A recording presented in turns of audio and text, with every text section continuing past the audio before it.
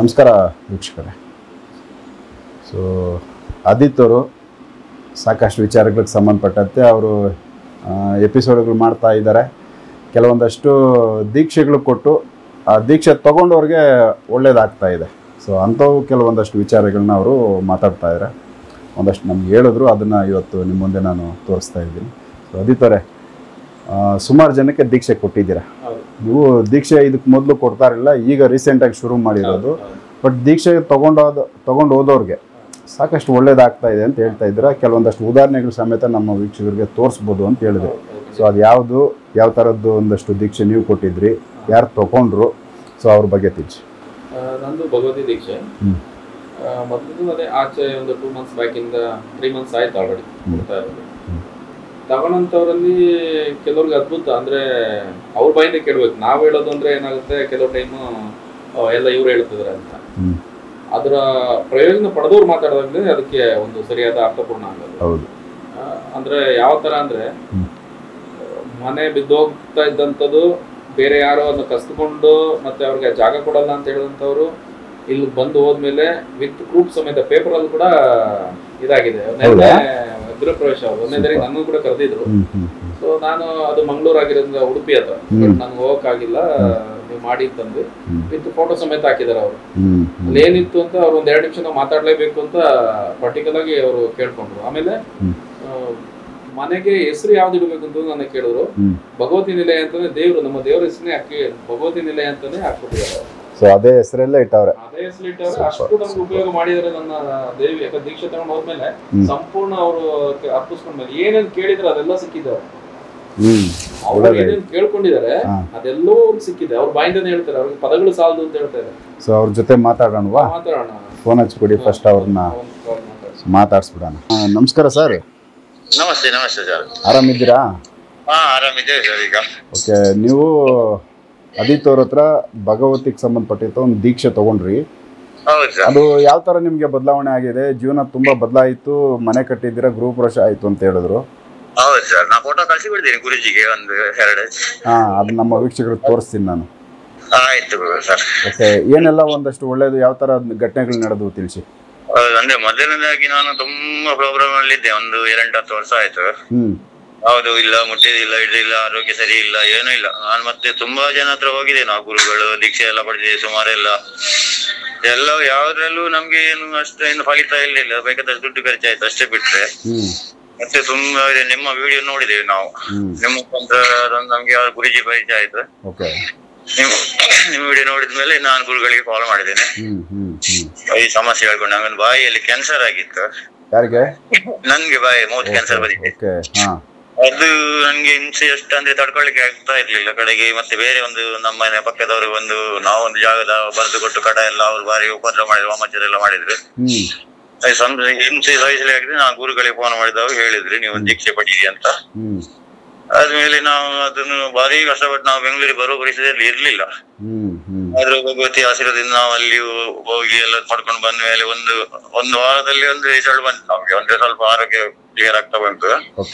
ಸಂಪೂರ್ಣ ಕ್ಲಿಯರ್ ಆಗ್ಲಿಲ್ಲ, ಅದಂದ್ರೆ ಅಂತವರು ಒಂಥರ ಅದು. ಮತ್ತೆ ನಮ್ಗೆ 15 ಸಲ ನಾವು ಮಲಗಿದ್ದೆ, ಮನೆಯಲ್ಲಿ ಮಲಗುವಾಗ ಒಂದು ದೊಡ್ಡ ದೇವಸ್ಥಾನದ ಗಂಟೆ ಸೌಂಡ್ ಬಂತು ಡೈ ಅಂತ. ರಾತ್ರಿ 3 ಗಂಟೆಗೆ. ಕನಸಲ್ಲ, ರಿಯಲಿ ನಾನು ಮಲ್ಕೊಂಡಿದ್ದೆ ಮಾತ್ರ. ನಾನು ಈಗ ನೋಡ್ತೇನೆ, ಸರಿ ಆಯ್ತು ನಂಗೆ. ಇಲ್ಲಿ ಗಂಟೆ ಯಾರು ಅಕ್ಕಪಕ್ಕ ಇಲ್ಲ ಅಂತ ಕಡೆಗೆ ನಂಗೆ ಗೊತ್ತಾಯ್ತು ಇದು ದೇವಿ ಕೃಪೆ ಅಂತ. ಮತ್ತೆ ನಮ್ಗೆ ಕರೆಕ್ಟ್ ನಾನು ಆ ಚಳಿಗಾಲದಲ್ಲಿ ನಾನು ಯಾವುದೇ ಕಾರಣಕ್ಕೂ ತಣ್ಣೀರು ಸ್ನಾನ ಮಾಡಿ ವ್ರತ ಮಾಡ್ಲಿಕ್ಕೆ ಸಾಧ್ಯ ಇರ್ಲಿಲ್ಲ.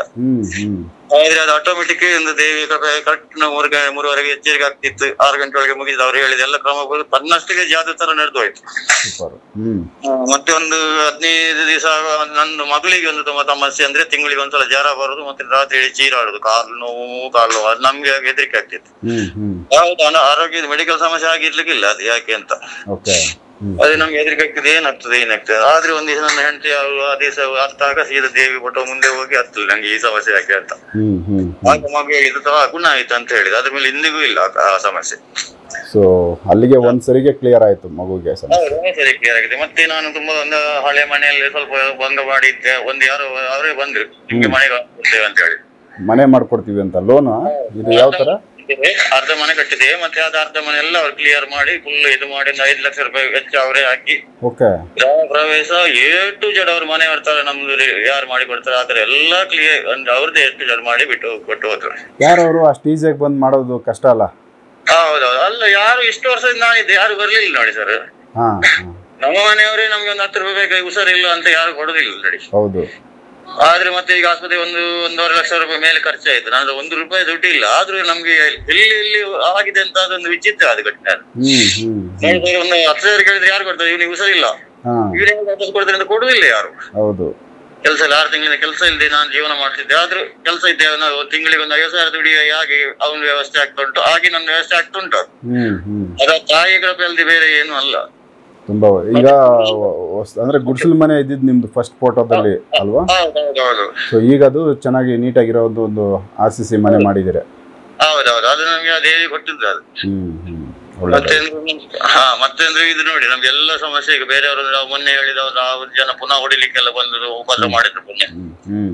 ಅದು ಅಚಾನಕ್ಕಾಗಿ ಎಲ್ಲ ನಮ್ ಪರ ಆಯ್ತು, ಇಲ್ಲಾಂದ್ರೆ ಅವ್ರು ದೊಡ್ಡ ಪಾರ್ಟಿ, ಅವ್ರ ಪರ ಆಗ್ಲಿಲ್ಲ ಅದು ಕೇಸ್ ಎಲ್ಲ. ನಮ್ಗೆ ಅದೇ ಅನುಗ್ರಹ ಮಾಡಿಸಿ ಅಮ್ಮನ್ನು ಇದು ಮಾಡಿಬಿಟ್ಟು ಅದ್ರಲ್ಲಿ ರಕ್ಷಣೆ ಮಾಡಿದ್ರು. ಮತ್ತೆ 1-2 ಸಮಸ್ಯೆ ಅಲ್ಲ, ತುಂಬಾ ನಮ್ಗೆ ಒಂದು ಅದು ಹೇಳಲಿಕ್ಕೆ ಮನಸ್ಸಲ್ಲಿ ಬಾಯಿಯಲ್ಲಿ ಇಲ್ಲ, ಹೃದಯದಲ್ಲಿ ಆತ್ಮಲ್ಲೇ ಬರ್ಬೇಕು.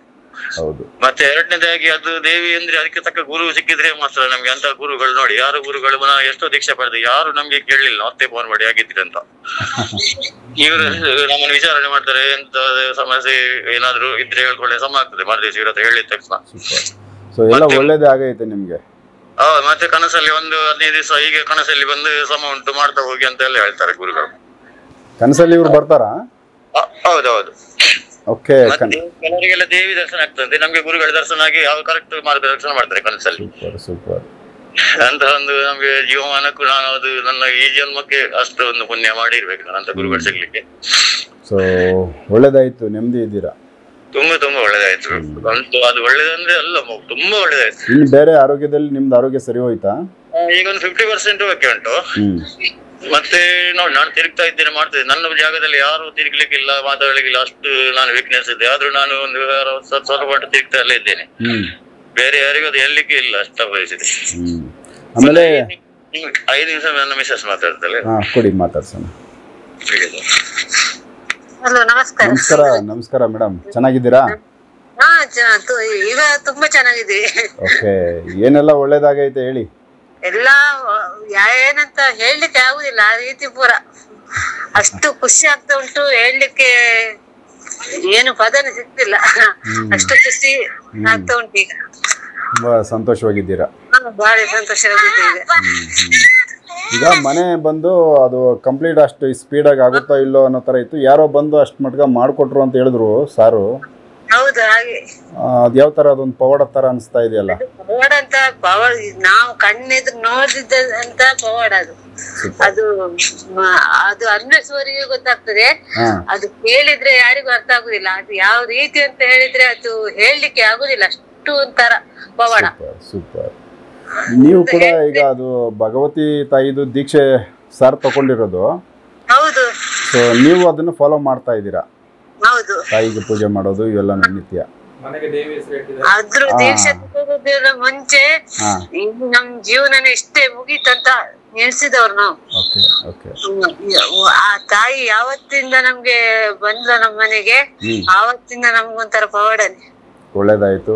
ಮತ್ತೆ ಮನೆಗೆ ಭಗವತಿ ನಿಲಯ ಅಂತಾನೆ ಹೆಸರಿಟ್ಟಿದ್ದೀರಿ ಅಂತ ಹೇಳಿದ್ರು. ಹೌದು, ಭಗವತಿ ನಿಲಯ ಅಂತಾನೆ ಹೆಸರಿಟ್ಟಿದ್ರು.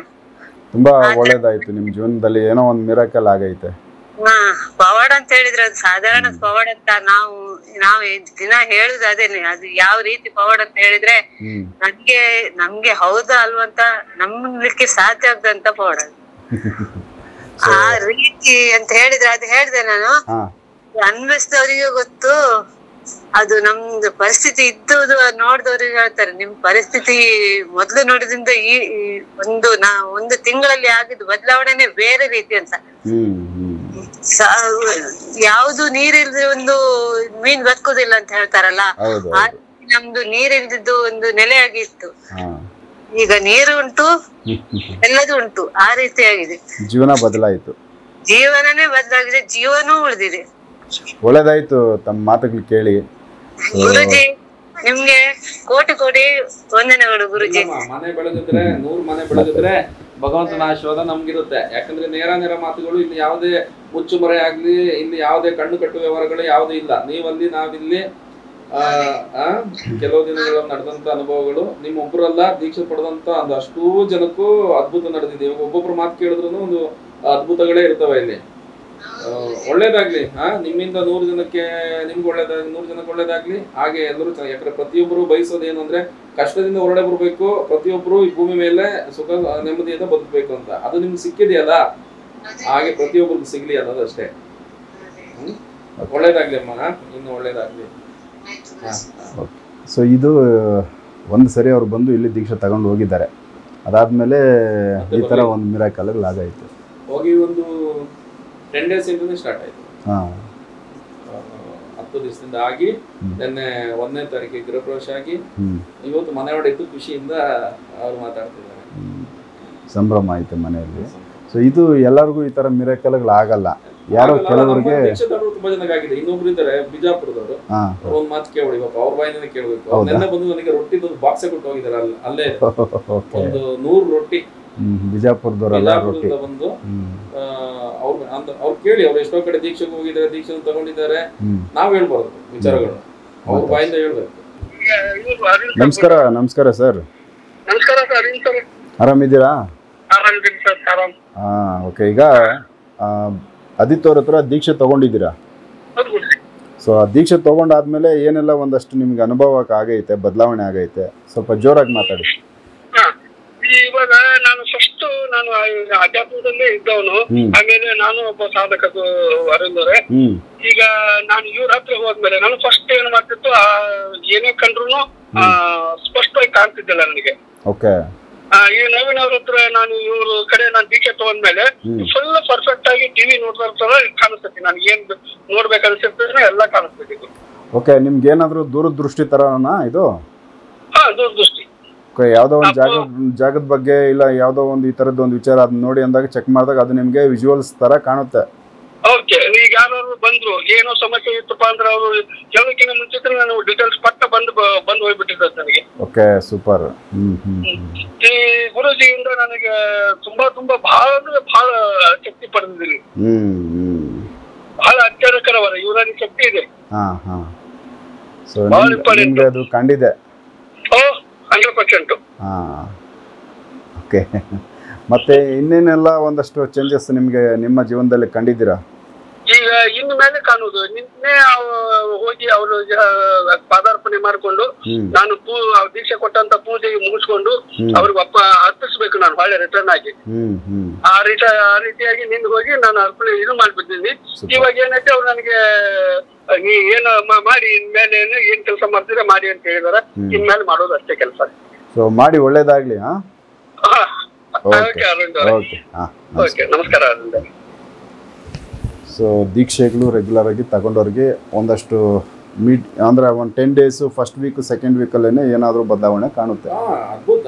ಕೆಲವು ಲೇಡೀಸ್ ಮಾಡ್ತಿದ್ರೆ ಅವ್ರಿಗೂ ತುಂಬಾ ಇದಾಗಿದೆ. ಆದ್ರೆ ನಾನು ಏನ್ ಮಾಡ್ತಿದ್ವಿ, ಈ 48 ದಿನಗಳು ಮುಗಿಯೋವರೆಗೂ ನೀವೇನು ಹೇಳಕ್ ಹೋಗ್ಬೇಡಿ, ಜಸ್ಟ್ ಅದನ್ನ ಫಿನಿಶ್ ಮಾಡಿ ಆಮೇಲೆ ನಿಮ್ಮ ಅನುಭವಗಳು ಹೇಳ್ಕೊಂಡು ನಿಂತ. ಇಲ್ಲಾಂದ್ರೆ ಪಾಪ ಅವ್ರು ಮಾಡ್ತಾ ಇರ್ತಾರೆ, ಪದೇ ಹೇಳ್ತಾ ಇರ್ತಾರೆ.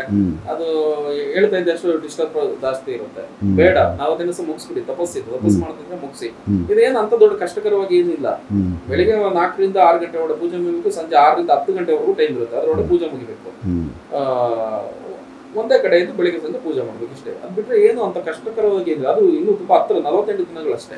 ಸೊ ದೀಕ್ಷೆ ಹೆಂಗೆ ನೀವು ಇಲ್ಲಿಗೆ ಆನ್ಲೈನ್ ಕೊಡಬಹುದಾ? ಇಲ್ಲ ಇಲ್ಲಿ ಬರ್ಬೇಕಾ? ಯಾರು ಕೊಡೋದಿಲ್ಲ. ಸೊ ಇಲ್ಲಿಗೆ ಬಂದಾಗ ಅವರು ಒನ್ ಡೇ ಇಲ್ಲಿ ಇರಬೇಕಾಗುತ್ತಾ?